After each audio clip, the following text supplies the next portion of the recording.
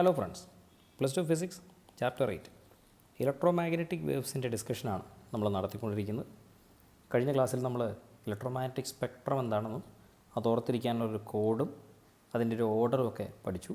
ഇനി നമ്മളതിലെ ഇലക്ട്രോമാഗ്നറ്റിക് സ്പെക്ട്രത്തിലെ ഓരോ വേവുകളും അതിൻ്റെ പ്രൊഡക്ഷൻ, അതിൻ്റെ റേഞ്ച്, എന്ത് കാര്യത്തിനാണ് അത് ഉപയോഗിക്കുന്നത് തുടങ്ങിയ വിശദാംശങ്ങളാണ് ഇനി മുതലുള്ള 2 ക്ലാസ്സിൽ നമ്മൾ ഡിസ്കസ് ചെയ്യുന്നത്. പരീക്ഷയ്ക്ക് പലപ്പോഴും ചോദിച്ച് കണ്ടിട്ടുള്ള ഭാഗങ്ങളൊക്കെ തന്നെയാണ്. ഇതിനിടയിലൂടെ ചില സ്പെസിഫിക് ആയിട്ടുള്ള ഇലക്ട്രോമാഗ്നറ്റിക് വേവ്സിനെ സംബന്ധിച്ചിടത്തോളം ചോദിച്ച് കണ്ടിട്ടുള്ള സ്പെസിഫിക് ക്വസ്റ്റ്യൻസ് നമ്മൾ ഡിസ്കസ് ചെയ്യുന്നുണ്ട്. ഇന്നത്തെ ക്ലാസ്സിലെ 3 വേവുകൾ, ഒന്ന് radio wave, then microwave, then infrared wave. സമയം കളയാതെ നമുക്ക് ടോപ്പിക്സിലേക്ക് കടക്കാം. First one is radio wave.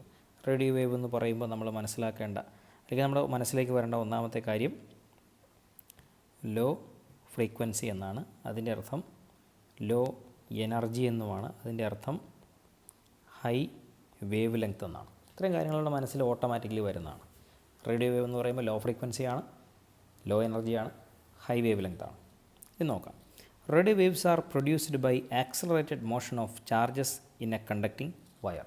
ഒരു കണ്ടക്റ്റിംഗ് വയറിലുള്ള അല്ലെങ്കിൽ സാധാരണ വയറിലുള്ള ചാർജുകൾ അഥവാ ഇലക്ട്രോണുകൾ, അവയെ ആക്സലറേറ്റ് ചെയ്യിപ്പിച്ച് കഴിഞ്ഞാൽ നമുക്ക് കിട്ടാൻ പോകുന്നതാണ് എന്ത് റേഡിയോ വേവ്സ് എന്ന് പറയുന്നത്. റേഡിയോ വേവുകളുടെ ഫ്രീക്വൻസി റേഞ്ച് 500 കിലോ ഹെർട്സ് മുതൽ 1000 മെഗാ ഹെർട്സ് വരെയാണ്. Okay, the used in radio and telecommunication systems, cellular phones etcetera. അതായത് റേഡിയോകളിലും അതുപോലെ ടെലികമ്മ്യൂണിക്കേഷൻ സിസ്റ്റങ്ങളിലും ഉപയോഗിക്കുന്നത് റേഡിയോ വേവാണ്. പക്ഷേ ഇത് നിങ്ങൾക്കൊരു പക്ഷേ അറിയണമെന്നില്ലായിരുന്നു. സെല്ലുലാർ ഫോൺസ്, എന്താണ് ഈ സെല്ലുലാർ ഫോൺ എന്ന് പറഞ്ഞാൽ? സെല്ലുലാർ ഫോൺ എന്ന് പറഞ്ഞാൽ നമ്മുടെ മൊബൈൽ ഫോൺ തന്നെയാണ്. മൊബൈൽ ഫോണിൻ്റെ ടെക്നിക്കൽ നെയിമാണ് സെല്ലുലാർ ഫോൺ. സ്ഥലങ്ങളെ സെല്ലുകളായിട്ട് തിരിച്ച് അവയുടെ ടവറുകൾ വെച്ച് ആ സെല്ലിലേക്ക് വേണ്ട റേഞ്ച് പ്രൊവൈഡ് ചെയ്തുകൊണ്ട് വർക്ക് ചെയ്യുന്ന ഒരു നെറ്റ്വർക്കിംഗ് സംവിധാനം എന്നുള്ള രീതിയിലാണ് ഇതിനെ സെല്ലുലാർ ഫോൺ എന്ന് വിളിക്കുന്നത്.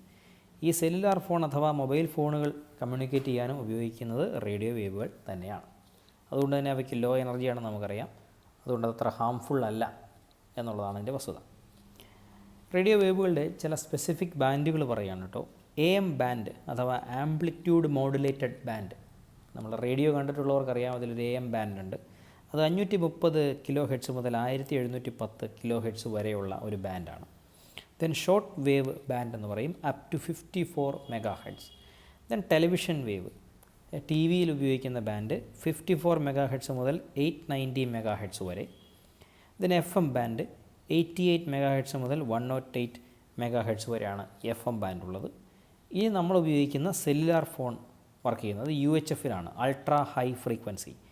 മൊബൈൽ ഫോണുകൾ വർക്ക് ചെയ്യുന്ന റേഡിയോ വേവ് റേഞ്ച് എന്ന് പറയുന്നത് UHF ആണ്, അൾട്രാ ഹൈ ഫ്രീക്വൻസി. അത് എത്രയാണെന്ന് ചോദിച്ചാൽ 300 മെഗാ ഹെർട്സ് മുതൽ 3 ജിഗാ ഹെർട്സ് വരെ നീണ്ടു നിൽക്കുന്ന ഒരു വലിയ ബാൻഡാണ് അൾട്രാ ഹൈ ഫ്രീക്വൻസി ബാൻഡ്. അതിലാണ് സെല്ലുലാർ ഫോണുകൾ വർക്ക് ചെയ്യുന്നത്. ഓക്കെ, രണ്ടാമത്തെ വേവാണ് മൈക്രോ വേവ്. മൈക്രോവേവ് നമ്മൾ സ്ഥിരമായി കേട്ടിട്ടുണ്ടല്ലേ, മൈക്രോവേവ് ഓവൻ എന്നൊക്കെ കേൾക്കാത്ത ആരുമില്ല.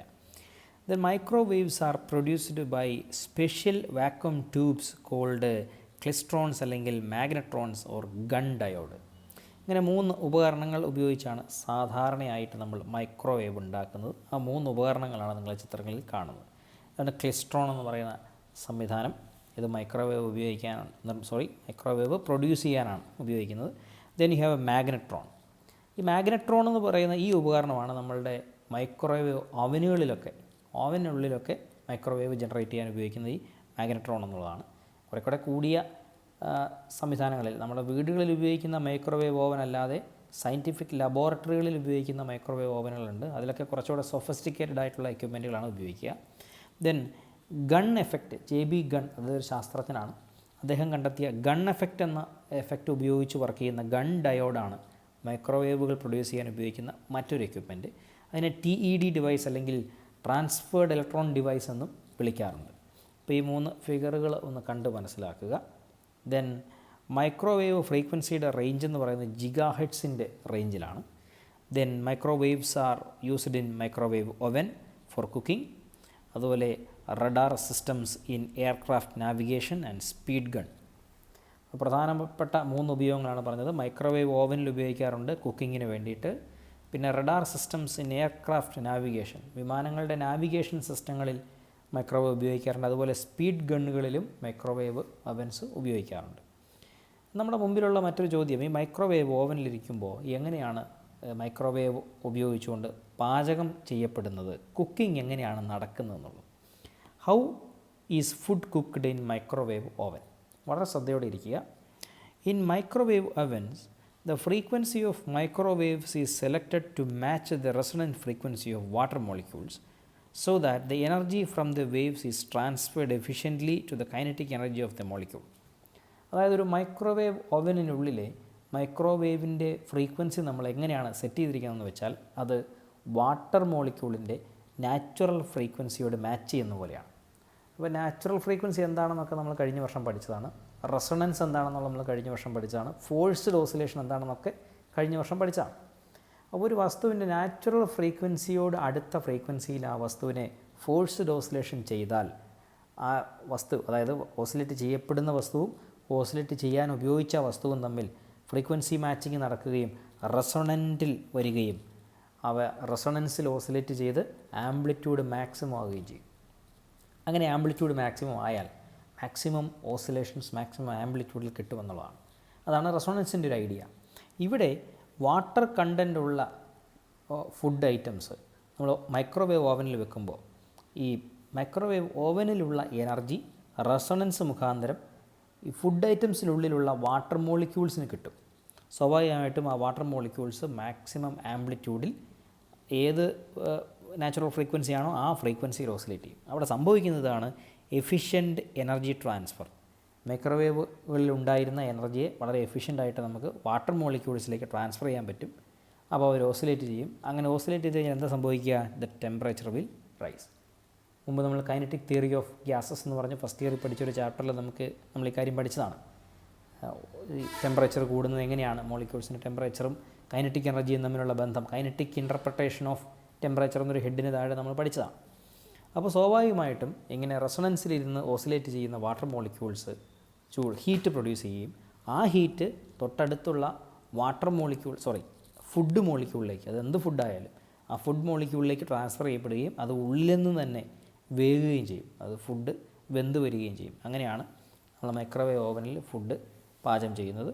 നമുക്ക് വാട്ടർ കണ്ടൻ്റുള്ള ഫുഡ് ഐറ്റംസാണ് പ്രധാനമായിട്ടും മൈക്രോവേവ് ഓവനിൽ വെച്ച് പാചകം ചെയ്യാൻ സാധിക്കുന്നത്. ഓക്കെ, അപ്പോൾ ആ ചോദ്യത്തിന് ഉത്തരം നമുക്ക് കിട്ടി.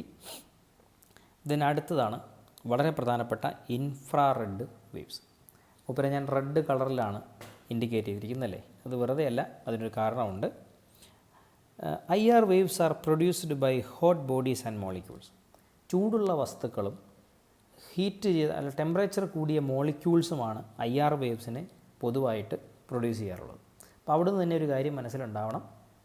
IR വേവ് പ്രൊഡ്യൂസ് ചെയ്യുന്നത് ഹോട്ട് ബോഡികളാണെങ്കിൽ നമ്മളുടെ ശരീരത്തിനും ടെമ്പറേച്ചറുണ്ട്, ബോഡി ടെമ്പറേച്ചറുണ്ട്. സ്വാഭാവികമായിട്ടും നമ്മുടെ ശരീരം പോലും ഇൻഫ്രാറെഡ് വേവ്സ് പ്രൊഡ്യൂസ് ചെയ്യുന്നുണ്ട്. IR lamps are used in physical therapy. Infrared produce ചെയ്യാൻ കഴിയുന്ന ലാമ്പുകൾ നമ്മൾ ഫിസിക്കൽ തെറാപ്പികൾക്കായിട്ട് ഉപയോഗിക്കാറുണ്ട്. IR plays a significant role in maintaining the earth atmosphere warm through green house effect. ഭൂമിയുടെ അന്തരീക്ഷവും ഉപരിതലവും ഗ്രീൻ ഹൗസ് എഫക്റ്റ് മുഖാന്തരം വാംതായിട്ട് അല്ലെങ്കിൽ ചൂടായി ഉന്മേഷത്തോടെ ചൂടാക്കി നിർത്താൻ സഹായിക്കുന്ന ഒരു സിഗ്നിഫിക്കൻറ്റ് റോൾ പ്ലേ ചെയ്യുന്ന ഒരു റേഡിയേഷനാണ് ഇൻഫ്രാറെഡ് റേഡിയേഷൻ. അതെങ്ങനെയാണെന്നുള്ള വിശദീകരണം വരാം. IR detectors R used in earth satellite four military and agricultural purposes. നമ്മുടെ അയക്കുന്ന സാറ്റലൈറ്റുകളിലൊക്കെ നമ്മൾ ഇൻഫ്രാറെഡ് ഡിറ്റക്ടറുകൾ വയ്ക്കാറുണ്ട്. ഒന്ന് മിലിറ്ററി പർപ്പസാണ്, കാരണം എവിടെയെങ്കിലും ഒരാൾ ഒളിഞ്ഞിരുന്നാൽ പോലും അല്ലെങ്കിൽ ഏതെങ്കിലും ഒരു ഉപകരണം ഒളിപ്പിച്ച് വെച്ചാൽ പോലും ആ ഉപകരണത്തിന് ടെമ്പറേച്ചർ ഉണ്ടെങ്കിൽ അല്ലെങ്കിൽ ആ ഒളിഞ്ഞിരിക്കുന്ന ആൾക്ക് ബോഡി ടെമ്പറേച്ചർ ഉണ്ടെങ്കിൽ IR ഡിറ്റക്ടർ ഉപയോഗിച്ചുകൊണ്ട് നമുക്ക് കാണാൻ കഴിയും. ഈവൻ ഇൻ നൈറ്റ്, രാത്രിയിൽ പോലും കാണാൻ കഴിയും. അതുകൊണ്ടാണ് മിലിറ്റൻസ് അല്ലെ മിലിറ്ററി സ്റ്റാഫ് നൈറ്റ് വിഷൻ ഗൂഗിളിനോടൊപ്പം IR ഗൂഗിളുകൾ ഉപയോഗിക്കുന്നത്. ദെൻ IR എഡിറ്റിംഗ് എന്നല്ല കേട്ടോ, IR എമിറ്റിംഗ് എന്നാണ്. That's a mistake. IR emitting LEDs are used in remote controls of TV and other electronic systems. നമുക്ക് വളരെ പരിചിതമുള്ള കാര്യമാണ്. വീട്ടിലെ ടി വിയുടെയോ അല്ലെങ്കിൽ ഹൈഫൈ സിസ്റ്റത്തിൻ്റെയൊക്കെ റിമോട്ട് കൺട്രോൾ നോക്കിയാൽ അതിൻ്റെ അറ്റത്ത് ഇൻഫ്രാറെഡ് റേഡിയേഷൻസ് പുറപ്പെടുവിക്കാൻ കഴിയുന്ന LED ഘടിപ്പിച്ചിട്ടുണ്ട് ഫോർ ദി കമ്മ്യൂണിക്കേഷൻ. ഓക്കെ, അപ്പോൾ എന്ത് കാരണം കൊണ്ടാണ് IR വേവ്സിനെ നമ്മൾ ഹീറ്റ് വേവ്സ് എന്ന് വിളിക്കുന്നത്? ഇത് പരീക്ഷയ്ക്ക് ചോദിക്കാൻ സാധ്യതയാണ്. Why IR waves are called heat waves? എന്ത് കാരണം കൊണ്ടാണ് ഇലക്ട്രോമാഗ്നറ്റിക് സ്പെക്ട്രത്തിലെ ഇൻഫ്രാറെഡ് റേകളെ മാത്രം നമ്മൾ ഹീറ്റ് വേവ് എന്ന് വിളിക്കുന്നത്? അതിൻ്റെ കാരണമാണ്, ശ്രദ്ധിക്കുക. Infrared waves are sometimes referred to as heat waves. This is because water molecules present in most materials readily absorb infrared waves. അതായത് വാട്ടർ കണ്ടൻറ്റ് വസ്തുക്കളിലായാലും വാട്ടർ ബോഡി തന്നെയായാലും വളരെ പെട്ടെന്ന് ഇൻഫ്രാറെഡ് റേകളെ അബ്സോർവ് ചെയ്യുന്നതായിട്ട് നമ്മൾ കാണും. വാട്ടർ മാത്രമല്ല കേട്ടോ, കാർബൺ ഡയോക്സൈഡ്, അമോണിയ എന്നിവയെല്ലാം ഈ പറയുന്ന ഇൻഫ്രാറെഡ് റേകളെ അബ്സോർബ് ചെയ്യാറുണ്ട്. പ്രധാനമായിട്ടും വാട്ടർ കണ്ടൻ്റ് ഉള്ള വസ്തുക്കൾ, വാട്ടർ ബോഡിയും വളരെ പെട്ടെന്ന് ഇൻഫ്രാറെഡ് റേകളെ അബ്സോർബ് ചെയ്യുന്നതായിട്ട് കാണും. And after absorption there thermal motion increases. അപ്പോൾ ഈ വാട്ടറിൻ്റെ കേസ് തന്നെ എടുക്കാം. വാട്ടർ ഈ ഇൻഫ്രാറെഡ് റേകളെ അബ്സോർബ് ചെയ്ത് കഴിഞ്ഞാൽ സ്വാഭാവികമായിട്ടും അവരുടെ തെർമൽ മോഷൻ ഇൻക്രീസ് ചെയ്യും. അതായത് ഹീറ്റ് എനർജി കൊണ്ടുള്ള അവരുടെ ചലനം കൂടും. That heats up the material. ആ തെർമൽ മോഷൻ കൂടിയത് കാരണം ആ വസ്തുവിൻ്റെ താപനില കൂടും. ആ വസ്തുവിൻ്റെ താപനിലയാണ് ആദ്യം കൂടുന്നത്. അപ്പോൾ വാട്ടർ ബോഡി ആണെങ്കിൽ വാട്ടർ ബോഡിയുടെ ടെമ്പറേച്ചർ കൂടും. അതല്ല വാട്ടർ കണ്ടൻ്റ് ഉള്ള ഒരു വസ്തുവാണെങ്കിൽ ആ വാട്ടർ ഇൻഫ്രാറെഡ് റേഡിയേഷനെ അബ്സോർബ് ചെയ്ത് അതിൻ്റെ തെർമൽ മോഷൻ കൂടി അതിൻ്റെ ടെമ്പറേച്ചർ കയറി അത് ആ വസ്തുവിലേക്ക് ട്രാൻസ്ഫർ ചെയ്ത് ആ വസ്തു തന്നെ ചൂടാവും. അവിടെ കൊണ്ട് ഈ കഥ അവസാനിക്കുന്നില്ല. It heats the surroundings also. ആ വസ്തു എന്നിട്ട് അതിൻ്റെ സറൗണ്ടിങ്സിനെയും ഹീറ്റ് ചെയ്യും. അപ്പോൾ അതുകൊണ്ടാണ് ഇവയെ IR വേവ്സിനെ നമ്മൾ എന്ത് വിളിക്കുക? ഹീറ്റ് വേവ്സ് എന്ന് വിളിക്കുക. വാട്ടർ മോളിക്യൂൾസും മറ്റ് പദാർത്ഥങ്ങളും ഈ പറഞ്ഞ കാർബൺ ഡയോക്സൈഡ്, അമോണിയ പോലുള്ള കാര്യങ്ങൾ IR വേവ്സിനെ അബ്സോർബ് ചെയ്യും പെട്ടെന്ന്. അതിനുശേഷം IR വേവ്സ് കൊണ്ട് ഇവയുടെ തെർമൽ മോഷൻ ഇൻക്രീസ് ചെയ്യുകയും അതിൻ്റെ ടെമ്പറേച്ചർ കൂടുകയും ചെയ്യും. മാത്രവുമല്ല ആ വസ്തു അതിൻ്റെ സറൗണ്ടിങ്സിനെയും ഹീറ്റ് ചെയ്യും. ഈ കാരണം കൊണ്ടാണ് IR വേവിനെ നമ്മൾ ഹീറ്റ് വേവ് എന്ന് വിളിക്കാറുള്ളത്. ഇത് പരീക്ഷയ്ക്ക് ചോദിക്കാറുള്ള ഒരു ക്വസ്റ്റ്യനാണ്. മറ്റൊരു പ്രധാനപ്പെട്ട ചോദ്യം ഇതാണ്: what is a green house effect? അല്ലെങ്കിൽ ഏതാണ് ഗ്രീൻ ഹൗസ് ഗ്യാസ്? അത് ഓർത്തിരിക്കുക. വിച്ച് ഈസ് ഗ്രീൻ ഹൗസ് ഗ്യാസുകൾ? ഗ്രീൻ ഹൗസ് ഗ്യാസുകൾ ഏതൊക്കെയാണ്? ഗ്രീൻ ഹൗസ് എഫക്റ്റിന് കാരണമായ റേഡിയേഷൻ ഏതാണ്? ഇൻഫ്രാറെഡ് റേഡിയേഷനാണ്. എന്താണ് അതിൻ്റെ വിശദാംശങ്ങൾ? Incoming visible light is absorbed by earth surface. സൂര്യനിൽ നിന്ന് വരുന്ന വിസിബിൾ ലൈറ്റും മറ്റ് റേഡിയേഷൻസും എർത്തിൻ്റെ സർഫസ് എന്ത് ചെയ്യും? അബ്സോർബ് ചെയ്യും. And radiated as infrared radiations. അവിടെയാണ് പ്രശ്നം. ഇത് സൂര്യനിൽ നിന്ന് വരുന്ന വിസിബിൾ ലൈറ്റ് ആയാലും മറ്റ് റേഡിയേഷൻസ് ആയാലും എർത്തിൻ്റെ സർഫസ് അബ്സോർബ് ചെയ്യും, അതൊക്കെ. പക്ഷേ അബ്സോർബ് ചെയ്തതിന് ശേഷം തിരിച്ചെമിറ്റ് ചെയ്യുന്നത് അബ്സോർബ് ചെയ്ത റീജിയനുകളിലൊന്നും അല്ല. വിസിബിൾ ലൈറ്റ് അബ്സോർബ് ചെയ്തിട്ട് വിസിബിൾ ലൈറ്റ് അല്ല പലപ്പോഴും എമിറ്റ് ചെയ്യാറുള്ളത്. എമിറ്റ് ചെയ്യുന്നത് മിക്കപ്പോഴും ഏത് റേഡിയേഷനാണ്? ഇൻഫ്രാറെഡ് റേഡിയേഷനാണ്. അവിടെ പ്രശ്നമാണ്. എമിറ്റ് ചെയ്യുന്നത് ഇൻഫ്രാറെഡ് റേഡിയേഷൻ ആണെങ്കിൽ ഇത് അന്തരീക്ഷത്തിലേക്കാണ് എമിറ്റ് ചെയ്യുന്നത്. അന്തരീക്ഷത്തിലൊക്കെ വാട്ടർ വേപ്പറുണ്ട്. ഓൾറെഡി നമ്മൾ പഠിച്ചു കഴിഞ്ഞു. വാട്ടർ വളരെ പെട്ടെന്ന് ഇൻഫ്രാറെഡ് റേഡിയേഷനെ അബ്സോർബ് ചെയ്യും. തെർമൽ മോഷൻ കൂടും, ടെമ്പറേച്ചർ കൂടും. ചുരുക്കി പറഞ്ഞാൽ അന്തരീക്ഷത്തിൻ്റെ താപനില ഉയരും. ഓക്കെ, സണ്ണിൽ നിന്ന് വരുന്ന വിവിധങ്ങളായ റേഡിയേഷൻസ് എർത്തിൻ്റെ സർഫസ് അബ്സോർബ് ചെയ്യുകയും അത് എമിറ്റ് ചെയ്യുമ്പോൾ ഇൻഫ്രാറെഡ് റേകളിലായിട്ട് എമിറ്റ് ചെയ്യുകയും അത് അറ്റ്മോസ്ഫിയർ അബ്സോർബ് ചെയ്തുകൊണ്ട് അറ്റ്മോസ്ഫിയറിൻ്റെ ടെമ്പറേച്ചർ കൂടുകയും ചെയ്യും. And this radiations are trapped by green house gases. ഇങ്ങനെ എർത്തിൻ്റെ സർഫസ് അറ്റ്മോസ്ഫിയറിലേക്ക് എമിറ്റ് ചെയ്യുന്ന IR റേഡിയേഷൻസ് പുറത്തേക്ക് ശൂന്യതയിലേക്ക് പോയാൽ പ്രശ്നമില്ലായിരുന്നു. പക്ഷേ അങ്ങനെ വിടില്ല, ട്രാപ്പ് ചെയ്ത് വയ്ക്കും അറ്റ്മോസ്ഫിയറിൽ. ആരൊക്കെ? Green house gases. ആരൊക്കെയാണത്? Carbon dioxide, CFC chloro fluoro carbons, nitrous oxide, water vapour, ഇവയെല്ലാം കൂടെ ചേർന്ന്, ഓസോണും ഉണ്ട് കേട്ടോ, ഓസോൺ ഉൾപ്പെടെ, ഇവരെല്ലാം കൂടെ ചേർന്ന് ഈ സർഫസ് എമിറ്റ് ചെയ്ത ഇൻഫ്രാറെഡ് റേഡിയേഷനെ പുറത്തേക്ക് പോകാതെ ട്രാപ്പ് ചെയ്യും. അങ്ങനെ ട്രാപ്പ് ചെയ്താൽ എന്താ പറ്റുക? എർത്തിൻ്റെ അറ്റ്മോസ്ഫിയർ വാമായിരിക്കും. അതൊരു പരിധി വരെ നല്ല കാര്യം തന്നെയാണ്. അന്തരീക്ഷം വളരെ തണുത്തുറഞ്ഞു പോകാതെ, നമ്മുടെ അറ്റ്മോസ്ഫിയർ തണുത്തുറഞ്ഞ് സർഫസ് തണുത്തുറഞ്ഞു പോകാതെ അല്പം ഹീറ്റായിട്ട് നിൽക്കാൻ ഗുണകരമാണ്. പക്ഷേ ആ ടെമ്പറേച്ചർ കൂടെ ഇൻക്രീസ് ചെയ്ത് വന്നു കഴിഞ്ഞാൽ അത് കാലാവസ്ഥാ വ്യതിയാനങ്ങൾക്ക് കാരണമുണ്ടാകുകയും എർത്തിൻ്റെ സർഫസ് ഹാബിറ്റാറ്റബിൾ അല്ലാതാകുന്ന ഒരു സാഹചര്യവും ഉണ്ട് എന്നുള്ളതാണ്. അതുകൊണ്ടാണ് ഒരു പരിധിവരെ ഗ്രീൻ ഹൗസ് എഫക്റ്റ് നല്ലതാണെങ്കിലും ഒരു പരിധി കഴിഞ്ഞാൽ അതിന് മോശം എഫക്റ്റുകളാണ്, ഒരു ഗുണകരമല്ലാത്ത സാഹചര്യമാണ് ഉണ്ടാവുക.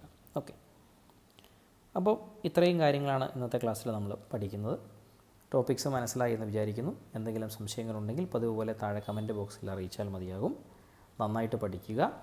Thank you.